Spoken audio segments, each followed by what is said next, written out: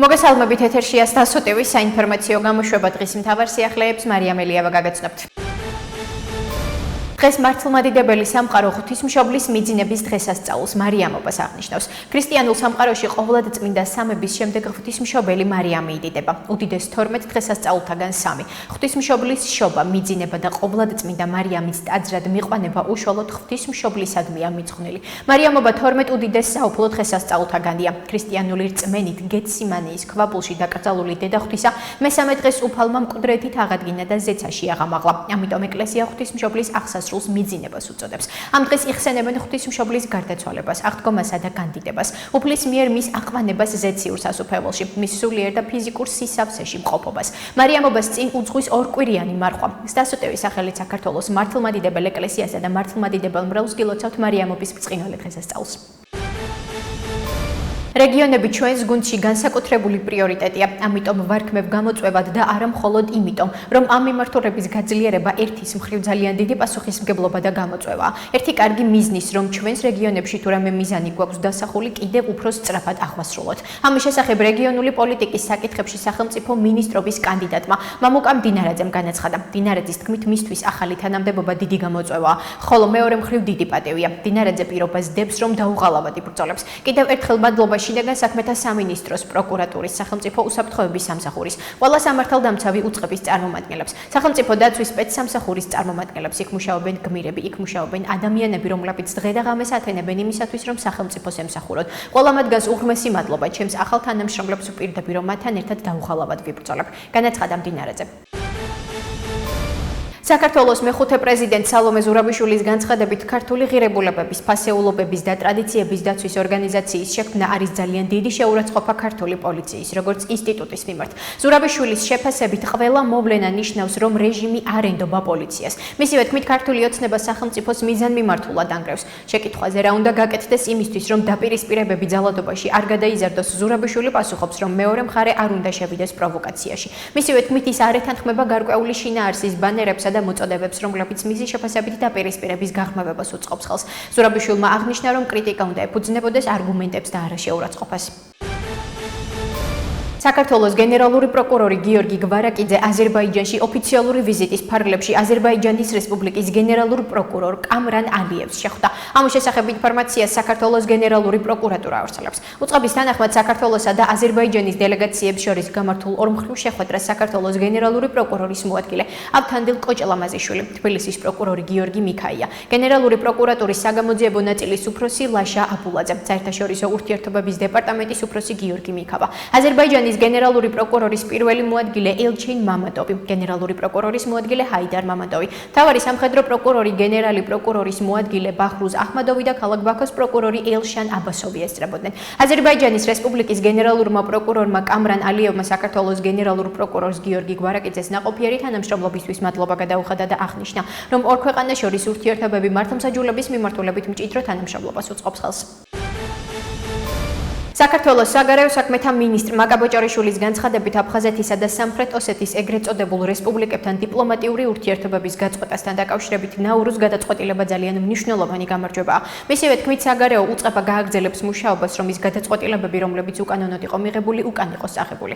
ნაურუზ გადაწყვეტილება აფხაზეთისა და სამხრეთ ოსეთის ეგრეთ წოდებულ დამოუკიდებელ რესპუბლიკებთან დიპლომატიური ურთიერთობების გაწყვეტის შესახებ ძალიან მნიშვნელოვანი გამარჯვებაა საქართველოს არაღიარების პოლიტიკისა და იმ დიპლომატიური ძალისხმევის, რასაც საგარეო სამსახური ახორციელებს ქვეყნის ტერიტორიული მთლიანობისა და სუვერენიტეტის დასაცავად საერთაშორისო ასპარეზზე. ეს არის რთული პროცესი, არ არის მარტივი. ახლოვდება 2008 წლის ომის წლისთავი. ამ ომის შედეგი იყო სწორედ აფხაზეთისა და ოსეთის რეგიონების დამოუკიდებლობის აღიარება და სამწუხაროდ. ის საერთაშორისო შედეგები, რაც მოყვა ამ აღიარებას საერთაშორისო ასპარეზზე რუსეთის მხრიდან. ჩვენ გავაგრძელებთ მუშაობას, რომ ის გადაწყვეტილებები, რომლებიც უკანონოდ იყო მიღებული, უკან იყოს წაღებული და ასევე გადავდგათ ის ნაბიჯები, რაც სჭირდება ჩვენი ქვეყნის სუვერენიტეტის და ტერიტორიული მთლიანობის აღდგენას. განაცხადა ბოჭორიშვილმა. ჯო უილსონის მიერ მომზადებული კანონპროექტების საქართველო-ამერიკას შორის ურთიერთობების გაფუჭებას ემსახურება. ეს ადამიანი ყველაფერს აკეთებს, რომ საქართველო-ამერიკას შორის ურთიერთობა დაიძაბოს და რა გადატვირთვაზეა საუბარი. ჯო უილსონს გადატვირთვა არ მოსწონს. ამის შესახებ ქართული ოცნების წევრმა ირაკლი ჭეიშვილმა კონგრესმენ ჯო უილსონის განცხადების შეფასებისას განაცხადა. მისი თქმით, თუ უილსონი ახალ კანონპროექტს აინიცირებს, ამის მიზანი იქნება დამკვეთებს დაანახოს თითქოს, რაც უდია საქართველოს ხელისუფლება და როგორ არ შეუძლია საქართველოს ამერიკასთან პარტნიორობა. ახალ კანონპროექტს თუ აინიცირებს, ამის მიზანი იქნება დამკვეთებს დაანახოს თითქოს, რაც უდია საქართველოს ხელისუფლება და როგორ არ შეუძლია საქართველოს ამერიკასთან პარტნიორობა. ამ ადამიანს ფულს უხდიან და ასე ამიტომ აქტიურობს. ჯო უილსონს კონკრეტული აქტის დაინიცირებაში კონკრეტულ თანხას უხდიან და ამიტომ არის ასეთი აჟიტირებული. აღნიშნა ირაკლი ჭეიშვილმა. ცნობისთვის, ამერიკელმა კონგრესმენმა ჯო უილსონმა განაცხადა, რომ ქართული ოცნება სიტყვის თავისუფლებას ანადგურებს. ამ პრორუსულ, პროირანულ, პროჩინურ რეჟიმს ამერიკა ეზიზღება. მანვე დაანონსა, რომ მალე წარადგენს კანონპროექტს, რომელიც წინააღმდეგობას გაუწევს ამ ვოუქ ცენზურას. ეს კანონპროექტი, რა თქმა უნდა, ამერიკის შეერთებული შტატების კონგრესისა და კონგრესმენი ჯო უილსონის მხრიდან პოლიტიკური ზეწოლის ერთით მეტი ძალიან მნიშვნელოვანი ფორმაა. ან შეიცვლება პოლიტიკის ეს არსებული კურსი, ან საქართველო ვერ დაიბრუნებს სტრატეგიულ პარტნიორობას ამერიკასთან. ასე გამოეხმაურა ლელო ძლიერი საქართველოს წევრი გრიგოლ გეგელია ამერიკელი კონგრესმენის ჯო უილსონის განცხადებას, სადაც ის წერს, რომ მალე წარმოვადგენ კანონპროექტს, რომელიც წინააღმდეგობას გაუწევს ქართული ოცნების ვოუქ ცენზურას. როგორც გეგელია აღნიშნავს, პოლიტიკური პროცესის დევნის, რაზმებისა და მარშების შექმნის პირობებში არანაირი პოლიტიკური სტაბილურობა და ნორმალიზება არ იქნება. ცნობისთვის, ამერიკელი კონგრესმენი ჯო უილსონი აღნიშნავს, რომ ქართული ოცნების პრორუსულ, პროირანულ და პროჩინურ რეჟიმს ამერიკა ეზიზღება. როგორც ის სოციალურ ქსელში წერს, წარმოადგენს კანონპროექტს, რომელიც წინააღმდეგობას გაუწევს მათ ვოუქ ცენზურას. ჯანდაცვის სამინისტროს ინფორმაციით საქართველოში C ჰეპატიტის განკურნების მაჩვენებელი 99%-ს აღწევს. B ჰეპატიტის მიმართულებით კი მათივე ცნობით საქართველომ ჯანმოს რეგიონული მიზნები უკვე შეასრულა. ბავშვებში დაავადების გავრცელება 0.3% შეადგენს. ახალშობილთა დაბადებისას ვაქცინაციის მოცვამ 96%-ს, ხოლო სამდოზიანი ვაქცინაციის მოცვამ 90%-ს მიაღწია. საქართველო ვირუსული ჰეპატიტების ელიმინაციის საერთაშორისო ვალიდაციის პროცესის ახალ ეტაპზე გადავიდა. ეს ნიშნავს, რომ ქვეყანა ჯანმრთელობის მსოფლიო ორგანიზაციის მიერ B და C ჰეპატიტების ელიმინაციის მიმართულებით მიღწეული პროგრესის საერთაშორისო აღიარებისთვის ემზადება. აღნიშნულთან დაკავშირებით ჯანდაცვის მინისტრის მიხეილ სარჯველაძის ხელმძღვანელობით ვირუსული ჰეპატიტების ელიმინაციის ვალიდაციის ეროვნული საბჭოს პირველი სხდომა გაიმართა. ქვეყნის საბოლოო მიზანი კი 2030 წლისთვის ჰეპატიტის ელიმინაციაა, რაც ჯანმრთელობის მსოფლიო ორგანიზაციის გლობალური სტრატეგიით განსაზღვრულ ვადებს შეესაბამება. ახლა კი გაგაცნობთ უცხოეთის სიახლეებს. თეირანმა არ მიიღო ომანის წინადადება ჰორმუზის სრუტის ერთობლივი რეგიონული მართვის შესახებ. ამის შესახებ ირანელმა მაღალჩინოსანმა როიტერს განუცხადა. აშიში და საუდის არაბეთი ცდილობენ ომანზე ზეწოლას, რათა მან სტრატეგიულ სრუტესთან დაკავშირებით მათი არარეალისტური გეგმები განახორციელოს. ომანთან 50-50-ზე ერთობლივი კონტროლის შეთანხმება ირანის ინტერესებს არ ემსახურება, თუმცა თეირანი ომანს ღირებულ მეზობლად მიიჩნევს, განაცხადა ოფიციალურმა პირმა. მისი თქმით, ირანი მოითხოვს სრუტეში შემავალი მთელი საზღვაო მარშრუტი და გამავალი მარშრუტის ნაწილი ირანის კონტროლის ქვეშ უნდა იყოს. ომანის წინადადების თანახმად ჰორმუზის სრუტეზე ირანს ერთპიროვნული კონტროლი არ ექნება, ხოლო გემებისთვის დაწესებული გადასახადები ნებაყოფლობითი იქნება. ირანის საგარეო საქმეთა მინისტრმა აბაზ არაღჩიმ სატელეფონო საუბარი გამართა ევროკავშირის უმაღლეს წარმომადგენელთან საგარეო საქმეთა და უსაფრთხოების პოლიტიკის საკითხებში კაია კალასთან. ინფორმაციას ირანის საგარეო საქმეთა სამინისტრო ავრცელებს. უწყების ცნობით მხარეებმა გაცვალეს მოსაზრებები რეგიონულ და საერთაშორისო დონეზე ბოლო დროს განვითარებულ მოვლენებზე. სამინისტროს მიერ გავრცელებულ ინფორმაციაში აღნიშნულია, რომ აბაზ არაღჩიმ და კაია კალასმა ასევე განიხილეს დაძაბულობის შემცირებისა და რეგიონული სტაბილურობისა და უსაფრთხოების შენარჩუნების გზები. სატელეფონო საუბრის შესახებ ინფორმაციას ავრცელებს კაია კალასიც. მისი თქმით, ირანის საგარეო საქმეთა მინისტრს სპარსეთის ყურეში არსებულ ვითარებაზე, ასევე უკრაინის წინააღმდეგ რუსეთის ომზე ესაუბრა.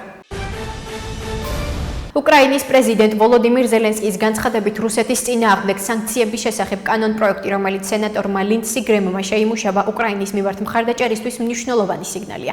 ძალიან მადლიერები ვართ სენატორების და ძალიან მადლიერები ვართ ამ დისკუსიისთვის. იყო დეტალური განხილვა იმასთან დაკავშირებით, როგორ უნდა მოხდეს უკრაინის დახმარება. მადლიერები ვართ, რომ ამ კანონპროექტს დიდი მნიშვნელობა აქვს. განუცხადა ზელენსკიმ ჟურნალისტებს აშშ-ში 60-ზე მეტ ამერიკელ სენატორთან გამართული დახურული შეხვედრის შემდეგ. მისი თქმით, სანქციები და რუსეთზე ზეწოლა მნიშვნელოვანი მნიშვნელოვანია არა მხოლოდ რუსეთის მიერ ომის დაფინანსების შესაძლებლობების შეზღუდვის კონტექსტში. სანქციები და რუსეთზე ზეწოლა ძალიან მნიშვნელოვანია, საქმე მხოლოდ ფულს არ ეხება. იმას თუ როგორ აფინანსებს რუსეთი ამ ომს, არამედ ეს ასევე მნიშვნელოვანი სიგნალია ევროპისთვის, მნიშვნელოვანი სიგნალია უკრაინისთვის და დიდი მხარდაჭერაა ჩვენი ხალხისთვის, აღნიშნა ზელენსკიმ. ამასთან მისი თქმით დიდი პატივი იყო კანონპროექტზე ჩატარებული პროცედურული კენჭისყრის ხმების დათვლის პროცესს დასწრებოდა. ისრაელის პრემიერ-მინისტრმა ბენიამინ ნეთანიაჰუმ აშიშის პრეზიდენტ დონალდ ტრამპთან შეხვედრას მათ შორის გამართული ერთ-ერთი საუკეთესო საუბარი უწოდა. ინფორმაციას CNN-ი ავრცელებს. ეს იყო ერთ-ერთი საუკეთესო საუბარი, რაც კი მქონია ჩვენს მეგობართან, ამერიკის შეერთებული შტატების პრეზიდენტ ტრამპთან. იდეების გაცვლის და ასევე ისრაელის უსაფრთხოებისა და მომავლისთვის მნიშვნელოვან საკითხებზე კოორდინაციის შესაძლებლობა. განაცხადა ნეთანიაჰუმ დონალდ ტრამპთან თეთრ სახლში გამართული შეხვედრის შემდეგ. მისი თქმით, საუბარი სრულ პარტნიორობასა და ურთიერთმხარდაჭერას ეფუძნებოდა იმ საერთო მიზნის გაცნობიერებით, რომ ირანს ბირთვული იარაღი არ უნდა ჰქონდეს. დონალდ ტრამპსა და ბენიამინ ნეთანიაჰუს შორის გამართულ შეხვედრას, რომელიც ჟურნალისტებისთვის დახურული იყო, აშიშისა და ისრაელის მთავრობების მაღალი თანამდებობის პირები დაესწნენ. თეთრი სახლის პრესმდივანმა კაროლინ ლევიტმა მოლაპარაკებებს პოზიტიური და პროდუქტიული უწოდა. ისრაელის ოფიციალურმა პირმა განაცხადა, რომ ლიდერებმა ასევე განიხილეს ამერიკა, ისრაელის თანამშრომლობა და ახლო აღმოსავლეთში არსებული სხვადასხვა შესაძლებლობა. ასეთი იყო მიმდინარე სიახლეები მომავალ შეხვედრამდე.